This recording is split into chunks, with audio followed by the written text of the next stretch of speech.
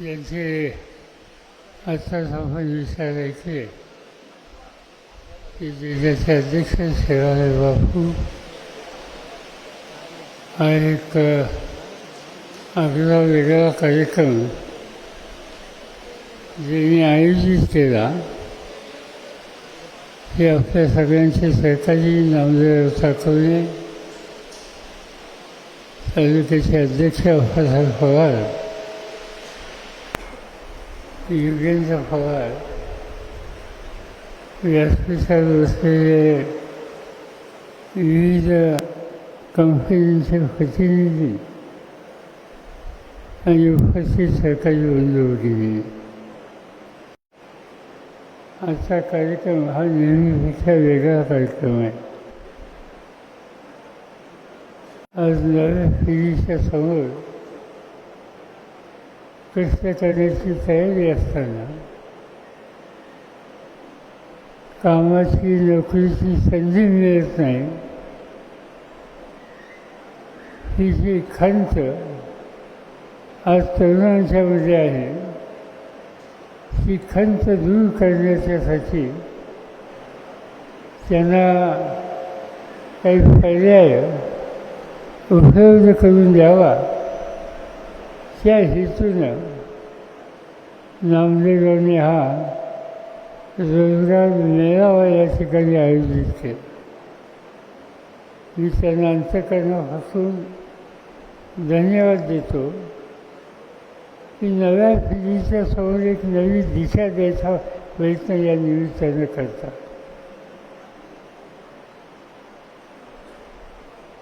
आत्ताच सांगितलं गेलं की आपल्या पिढीचा धंदा शेतीचा, पण सगळ्यांनी शेती करणं हे कितपत योग्य आहे हा प्रश्न आपल्या सगळ्यांच्या समोर येतो. कुटुंबातल्या सगळ्यांनी शेती करायच्या ऐवजी एक दोन सहकार्यांनी शेती करणं आणि दुसरे भाऊ असतील तर देशाच्या, राज्याच्या, भागाच्या, जिल्ह्याच्या कुठेही संधी मिळेल त्या ठिकाणी काही ना काहीतरी काम करण्याची भूमिका घेतली तर ते कुटुंब अधिक यशस्वी होतं. एक गोष्ट लक्षात घेतली पाहिजे, लोकसंख्या वाढते पण जमीन वाढत नाही. ज्यावेळेला भारताला स्वातंत्र्य मिळालं त्यावेळेला भारताची लोकसंख्या ही 30 कोटीच्या आत होती. आज भारताची लोकसंख्या 114 कोटी आहे. 30 कोटीवरनं 114 कोटी. जमीन वाढली का? जमीन कमी झाली. का कमी झाली? एकट्या पुणे जिल्ह्यामध्ये मी काल जुन्नरला होतो, 4 धरणं जुन्नरला बांधली. आंबेगाव तालुक्यात धरण बांधलं, खेडमध्ये धरण बांधलं, मुळशीमध्ये जुनं धरण आहे, लाडगडचं धरण आहे. ही सगळी धरणं बांधली आपण, त्यासाठी शेतीची जमीन गेली. कारण धरणं काय हवेत बांधता येत नाही. आता आपण बघतो पुण्याहून मुंबईला जातो, पुण्याहून नगरला जातो, पुण्याहून सोलापूरला जातो, पुण्यावरून कोल्हापूरला जातो. एक काळ असा होता की लहान रस्ते होते, आता हायवे झाले. ते हायवे काय हयात झाले नाही. त्यासाठी शेतीची जमीन घेतली, रेल्वे लाईन टाकली नवीन, शेतीची जमीन घेतली. म्हणजे शेतीची जमीन कमी होते आणि शेतीवर अवलंबून राहणारा वर्ग वाढतो. आणि असंच चित्र राहिलं तर बेकारी ही आपल्या फाशीला फुललेली आहे. आणि हे जर बदलायचं असेल तर हाताला अधिक काम देण्याच्यासाठी जे जे मार्ग आहेत ते मार्ग शोधले पाहिजेत आणि त्या संबंधीचं सुरू केलं पाहिजे. आणि त्याला पर्याय हा शेतीच्या बरोबर उद्योगाचा आहे. तुम्ही लोकांनी माझ्याकडं महाराष्ट्राची जबाबदारी अनेक वर्ष दिली आणि मी काळजी घेतली. कारखानदारी करता येईल का, MIDC करता येईल का, बारामतीला MIDC काढली, भिगवणच्या जवळ MIDC काढली, साखरला MIDC काढली, रांजणगावला MIDC काढली, पारनेरला MIDC काढली, पुणे जिल्ह्याची हद्द संपल्यावर शिरवळला MIDC काढली. ही सगळ्या औद्योगिक वसाहती आपण काढल्या आणि त्यामुळे अधिक हाताला काम मिळायला लागलं. आणि या सगळ्या संस्था उभं करणं गरजेचं आहे. त्या संस्थेमध्ये लोक कारखान्यामध्ये येतील, उत्पादन वाढवतील, या पद्धतीची व्यवस्था करण्याची अवस्था होती आणि ती अवस्था आपण या ठिकाणी केली. अनेक प्रकारचे लोक आले. पुण्याला काल मी पिंपरी चिंचवडला होतो. एकेकाळी पिंपरी चिंचवड ही लहान लहान खेळी होती.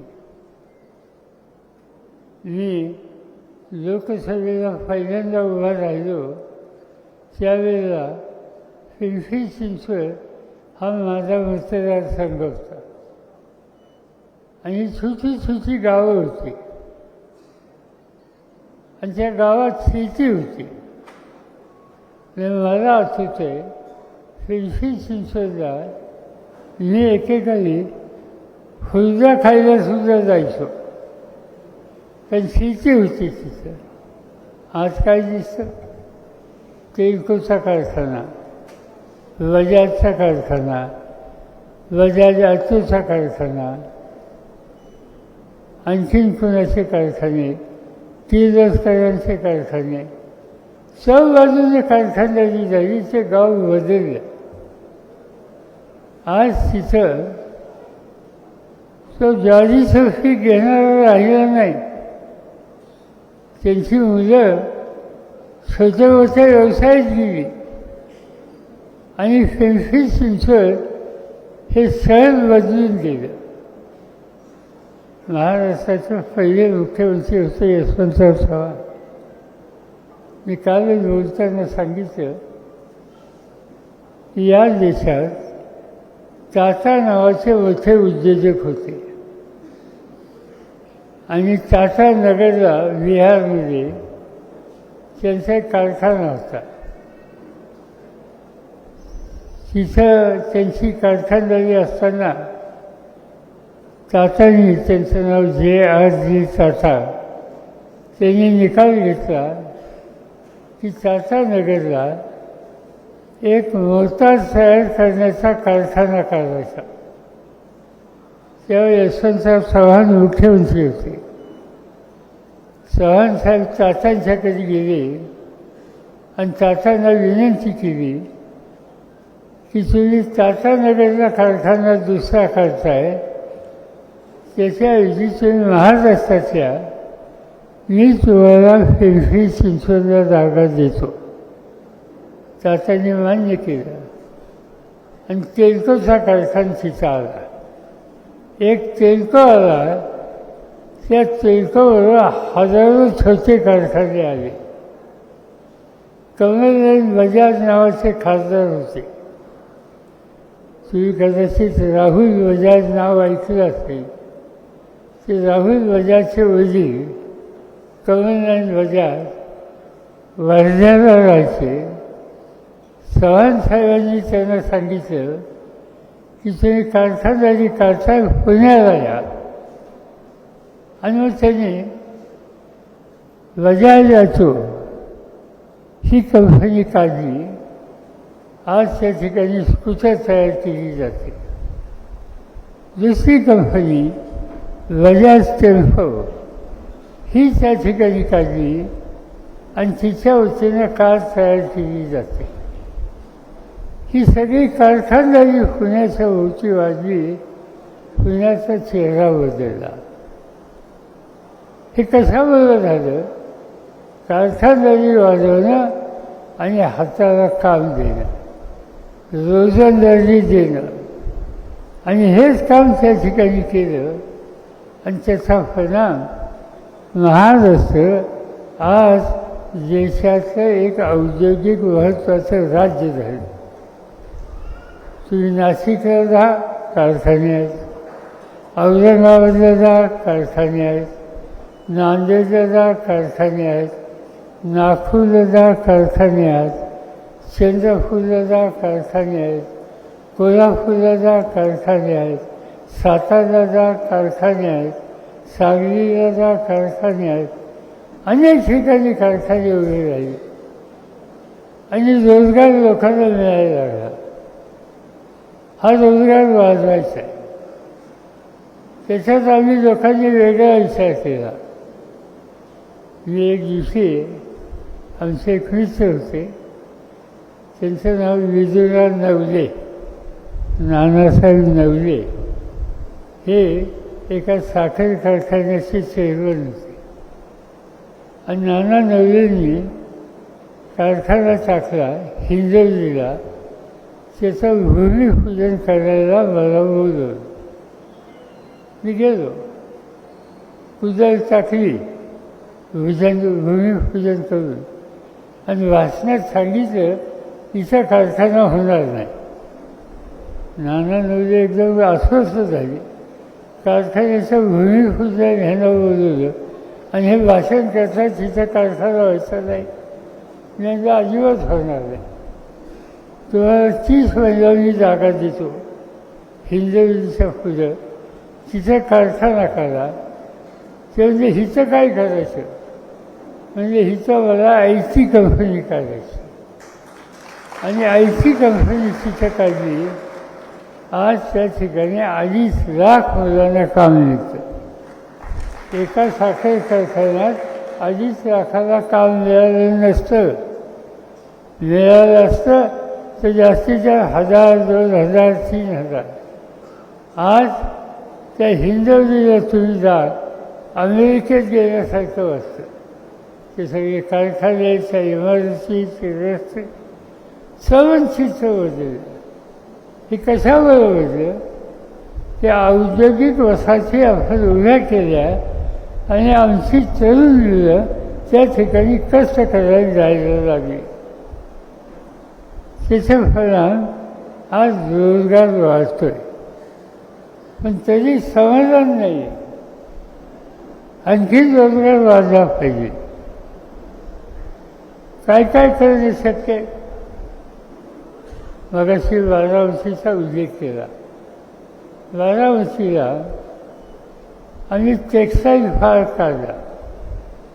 तिथं कॉटन किंग नावाची कंपनी नाव ऐकलं असेल. ते कपडा तयार करतात आणि आणखीन काही कंपन्या आहेत. आज त्या ठिकाणी जवळपास 6000 महिला काम करतात. त्या कंपनीमध्ये टेक्स्टाईल पार्कमध्ये. मी नंतर विचार केला की शेतीला दुधाचा धंदा वाढवायचा, जोडधंदा पाहिजे. आम्ही दुधाची सोसायटी काढली. दूध गोळा करायला लागलो. पुण्याला नेऊन विकायला लागलो.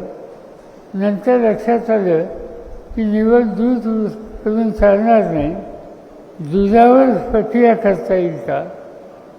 एक अमेरिकन कंपनी आणली, तिचं नाव डायनॅमिक्स, आणि त्या डायनॅमिक्समध्ये दुधावर प्रक्रिया करायला सुरू केली, दुधाची पावडर करायला लागलो, अन्य पदार्थ करायला लागलो. आज डायनॅमिक्सचा माल हा देशाच्या बाहेर जातो. दुधाची पावडर केली, तुझं काय? मग आम्ही त्या पावडरपासून चॉकलेट करायचा निकाल घेतला आणि एक इटलीवरनं कंपनी तिथं आणली, तिचं नाव फेरेरो रोशे ही कंपनी तिथं आणली. आज तिथं चॉकलेट तयार होतं. ते चॉकलेट परदेशात जातात, सिंगापूरला जातात, दुबईला जातात, इंग्लंडला जातात. मी कधी विमानतळावर जातो, परदेशातले लोक, भारतातले लोक सिंगापूरवरून येतात आणि त्यांच्या हातात चॉकलेटचा डबा असतो. मला हसू येतं, कारण तो डबा 12 उंची तयार झाला. 12 उंचीवरून सिंगापूरला गेला आणि सिंगापूरला आमच्या गड्यांनी इम्पोर्टर म्हणून तो विकत घेतला आणि गावाकडे घेऊन आला. हे आपण इथं करू शकतो. आज त्या ठिकाणी हे करणं शक्य झालं आणि हे करणं शक्य झालं त्याचं कारण विस्तारित स्वरूपामध्ये कारखानदारी आपण काढून रोजंदारी ही निर्माण केली. रोजंदारी कुठे निर्माण होऊ शकते? मी केरळमध्ये जातो, मद्रासमध्ये जातो. केरळमध्ये गेलो, विमानाच्या खाली उतरलो की आपल्या भागाचे लोक भेटतात. ते राहतात कसे? केरळचे लोक लुंगी गोंधळतात. आपल्या भागाचे लोक कुठे? आठवाडी, खटाव या सगळ्या भागाचे लोक काम कुठे करतात? केरळमध्ये. मी विमानात उतरलो की एकदम मला राम साहेब म्हणलं की मी नक्की म्हणतो हे जिथं आपल्या भागात आहे, हे जिथं नक्की आपल्या भागात आहे, याची मला राम ठोकतात. त्यांना विचारलं कुठनं आला? आठवडीवरनं. तू कुठनं आला? खटावरनं. तू कुठनं आला? असंच कुठल्या तरी गावाचं नाव विचार.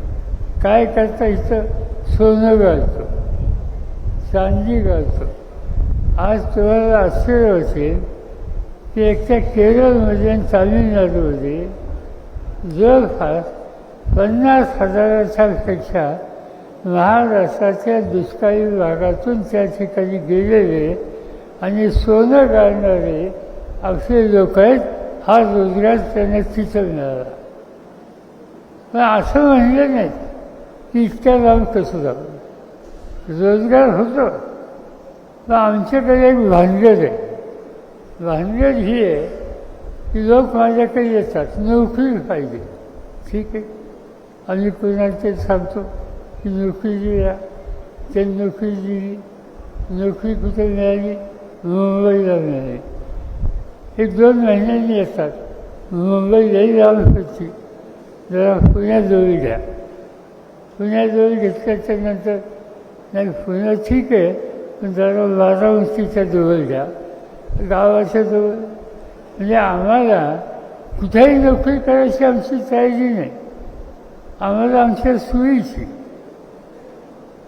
पै पाहुण्यात तिथं रोजगार या पद्धतीनं मिळणार नाही. रोजगार मिळवायचा असेल तर आपल्याला देशात कुठेही जायची भूमिका घेतली पाहिजे. त्याशिवाय शक्य होत नाही. अनेक ठिकाणी मी बघतो जगामध्ये, जगातल्या अनेक देशात लोक बघायला मिळतात. अनेक ठिकाणी. आज या ठिकाणी काय फायदा आपण? आज या ठिकाणी आपण पाहिलं की रोजगार मेळावा आहे. या मेळाव्याला मुलं इथं आली, त्यांनी ऑनलाईन बुकिंग केलं आताच नामदेवांनी आपल्या भाषणात सांगितलं की माझं भाषण संपल्याच्या नंतर या ठिकाणी बाहेर त्या मुलांची नोंद जी केलेली आहे त्याच्यातून त्यांची मुलाखत घेतली जाईल. मुलाखती जे यशस्वी होती त्यांना नोकरीचं पत्र इथं दिलं जाईल याची व्यवस्था इथं केली. पण माझी विनंती आहे मुलांना की तुम्हाला पत्र मिळेल, नोकरी कुठेही जावं लागेल, कृपा करून एवढं सांगू नका की वरवंजाच नोकरी पाहिजे, यवतलाच नोकरी पाहिजे, पाचसलाच नोकरी पाहिजे. हे होणार नाही. जिथं नोकरी असेल तिथं करायची तयारी ही ठेवली पाहिजे. आज ही चित्र एकदा बघायला मिळतं. एक दिवशी मी दिल्लीमध्ये आहे असं म्हणतात, तुम्हीच मला दिल्लीला पाठवलं. आणि एक दिवशी सकाळी दिल्लीत मला महाराष्ट्राचे लोक भेटायला खूप येतात. एक दिवशी सकाळीच लोक आले, चिठ्ठी आली, भेटायचे. बोलवलं त्यांना, म्हणजे कुठनं आला ते म्हणजे तासगाववरून. म्हणजे तासगाववरून दिल्लीत काय करता, म्हणजे आमची सर्कस आहे. काय सर्कस म्हणजे सर्कस? हो, म्हणजे तासगावला एकेकाळी क्षत्रिय नावाचे ग्रस्त होते. त्यांनी या देशाची पहिली सर्कस काढली. त्या सर्कसीत हत्ती, गौरे, वाघ, विदूषक हे सगळे. त्या लोकांना विचारलं की हा काय धंदा तुम्ही काढला? त्यांना काय करायचं? तिकडे कवठे महाकाळला दुष्काळ आहे, आठवडीला दुष्काळ आहे. त्या दुष्काळात जगायचं कसं? त्याच्याऐवजी आमच्या वडिलांनी पहिली सर्कस काढली, आम्ही ती चालू ठेवली. आम्ही देशभर हिंडतो, वाघाच्या तोंडात हात घालतो, हत्तीला फिरवतो, झोक्यावर उडी मारतो इकडून तिकडून आणि जगतो. आणि या पद्धतीने आम्ही जगलो. म्हणजे गाव कोणतं? गाव त्यांचं गावाचं नाव पार. पाऱ्याला सोनं घालणारे आणि सर्कसमध्ये काम करणारे आपल्या भागातले लोक आहेत. म्हणजे काहीही करायची तयारी, देशात हिंडायची तयारी ही ठेवली, त्यामुळे ते यशस्वी झाले. आणि ही भूमिका आपण घेतली पाहिजे. महाराष्ट्राचं एक वैशिष्ट्य आहे की महाराष्ट्रात काही लोक असे होऊन गेले की ज्यांनी शून्यातनं उभं केलं. आपल्या जवळ इंदापूर तालुक्यात वालचंदनगर आहे, नाव ऐकलं असेल. वालचंदनगर, तिथं एकेकाळी शेती होती. त्या शेतीचे मालक होते, त्यांचं नाव वालचंद हिराचंद. वालचंद हिराचंद हे कापड दुकानदार होते. त्यांचं कापड दुकान सोलापूरला होतं. ते नंतर कलम नावाचं गाव आहे वालचंदनगरच्या जवळ, कलमला आले. तिथं शेती पडली होती, फरीक जमीन. त्यांनी लोकांशी व्यवहार केला की फरीक जमीन आम्हाला कसायला द्यावं सांगितलं. लोकांनी दिली. त्यांनी ऊस लावला. नंतर साखर कारखाना काढला. नंतर साखर कारखाना तयार करायची मशिनरी केली. आणि आज देशामध्ये साखर कारखानदारी आणि मशिनरी याच्यामध्ये वालचंदनगरचं नाव महत्त्वाचं होऊन बसलं. ही सगळी कारखानदारी साध्या लोकांनी काढली की जे टाटा बिर्लाच्या घरातले नव्हते. आणि त्यामुळं आपल्याला सुद्धा हे काम करणं शक्य आहे. आज या ठिकाणी हा कार्यक्रम संपल्याच्या नंतर ज्यांनी नावं नोंदवली त्यांची मुलाखत घेणार आहेत. आणि त्याच्या मुलाखतीची जे पास होती त्यांना इथं नोकरीचं पत्र देणार आहे. कल्पना चांगली आहे. माझी विनंती ही आहे की तुम्हाला पत्र मिळालं, ज्या मुलाला मिळेल त्यांनी कृपा करून वजनीची मागणी करू नका. जी नोकरी मिळेल ती करा. त्या नोकरीचा आज कमी पगार असेल, उद्या कष्ट करून जादा पगार मिळेल आणि नोकरीच्या कंपनीला हे लक्षात येईल की याला अधिक पगार द्यायची लायकी याची आहे, त्याला अधिक पगार देऊया, ही खात्री त्या तरुणाची करायची. तर हा रोजगार मेळावा यशस्वी झाल्याचं राहणार नाही. आणि हे काम तुम्हाला करायचं. मला आनंद आहे की आज या ठिकाणी 41 कंपन्याचे लोक आले. ते तुमची माहिती घेतील, तुमची मुलाखत घेतील आणि त्यांना पत्र, तर तुम्हाला नोकरीचं पत्र देतील. आणि म्हणून काही चिंता करायची नाही. बदलची नोकरी करायची आणि देशात कुठे जायची तयारी ठेवायची. मी बारामतीला एक ॲग्रिकल्चर कॉलेज काढलं, कृषी महाविद्यालय. त्या कॉलेजचं वैशिष्ट्य असं आहे की जगामध्ये हॉलंड नावाचा एक देश आहे. हॉलंड देशाचं वैशिष्ट्य की तिथं गाईचं दूध हा मोठा धंदा आहे आणि त्याच्यानंतर फळबागा हा मोठा धंदा आहे. आम्ही बारामतीला जे कॉलेज काढलं, त्या कॉलेजमध्ये नियम असा केला की 2 वर्ष मुलांनी बारामतीत शिकायचं आणि 2 वर्ष हॉलंडला जायचं. तिथं डेअरी मोठी आहे, गाई मोठ्या आहेत, जास्तीत जास्त दूध देणारे आहेत, फळबागा फार मोठ्या आहेत. त्या संबंधीचं शिक्षण तिथे घ्यायचं. 2 वर्ष बारामती, 2 वर्ष हॉलंड. आणि तिथं 2 वर्ष नोकरी शिक्षण केलं की नोकरी पक्की. नोकरी युरोप खंडात कुठेही देतात. तिथं जायची तयारी ठेवली पाहिजे. आणि ती तयारी ठेवली तर माझी खात्री आहे की तुम्हाला जगाच्या विशेषतः युरोप खंडात कुठेही नोकरी मिळू शकेल. आणि म्हणून कुठेही जायची तयारी ठेवा, कुठेही कष्ट करायची तयारी ठेवा. जे काम घ्याल ते इमानदारीने कराल त्याची तयारी ठेवा. तुम्ही यशस्वी झाल्याशिवाय राहणार नाही. आणि माझी खात्री आहे की तुम्ही सुरुवातीला नोकरी कराल, 5-10 वर्षांनी तुम्ही स्वतःची या ठिकाणी उद्योगधंदासुद्धा उभा कराल आणि अधिक हातांना काम द्याल. अधिक हातांना काम देण्याची ताकद ही तुमची वाढली पाहिजे. आणि त्यासाठी हा रोजगार मेळावा हा अत्यंत महत्त्वाचा आहे.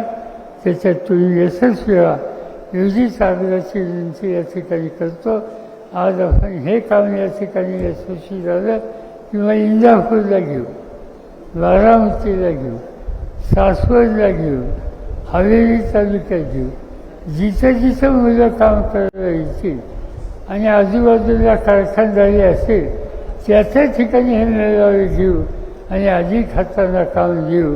आणि नामदेवांनी जे काम हातामध्ये घेतलं ते किती यशस्वी होतं ही पाहण्याची संधी आपल्या सगळ्यांना बघायला मिळेल याची खात्री आहे. लोक काही काम करतात. तुम्ही मुंबई शहरात जा, मोठ्या मोठ्या इमारती आहेत, 30मध्ये 40मध्ये, त्या इमारतीला रंगकाम करतात. माहिती आहे का तुम्हाला? रंग द्यावा लागतो इमारतीला. हे रंग देणारे सगळे लोक खटाव तालुक्याचे आपल्या भागातले. म्हणजे कोण सर्कशीत जातो, कोण रंगाला जातो, कोण IT कंपनीत जातो, कुठेही जाऊन काहीतरी करू शकतो. हे चित्र आमच्या तरुण पिढीने करून दाखवलेलं आहे. त्याला आपण प्रोत्साहन देऊ, मदत करू, त्यासाठी उत्तम शैक्षणिक संस्था उभ्या करू आणि त्यांच्या हाताला काम देऊ. एवढंच या ठिकाणी सांगतो आणि माझे 2 शब्द संपवतो.